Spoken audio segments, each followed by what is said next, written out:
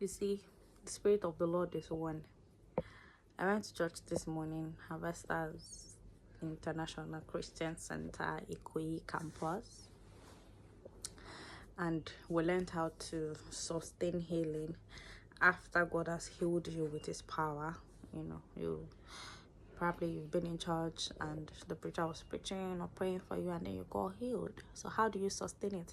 Because some people get their healing and then they go back home and fall into the same habits, that got them sick in the first place. And then, this Bible verse that says when a demon is cast out of your body, and then, hovering around comes back and saying that, your mind or your body is unoccupied, then it goes ahead and brings 7 powerful demons than the first demon.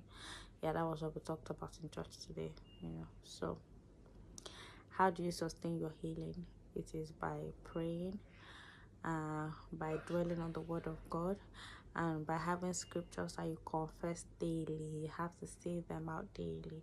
And He told us to, have it like, when you're sick, and they say take paracetamol, take in the morning, in the afternoon, in the night, things like that. And meditate on the word of God. Meditate and confess it, say it. And the spirit of spirit of God is one, in the sense that, I connected to Koinonia today, and it's almost the same thing, that Apostle Simon talked about. He talks about finances, and today was miracle service, and also healing, and how, to retain the, that which you have gotten by the power. And what sustains it is wisdom. That's the way he put it.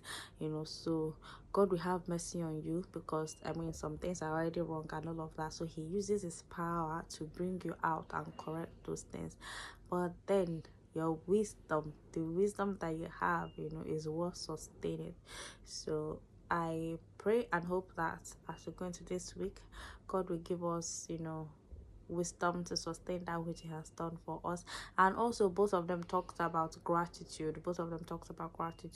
Where you come and you thank God for what God has done, and you thank God for what God is doing, and you thank God for what God has done but has not manifested yet, like you haven't seen it, but you know that God has done it, and you're going to see it in your life. So thank God, thank God, thank God.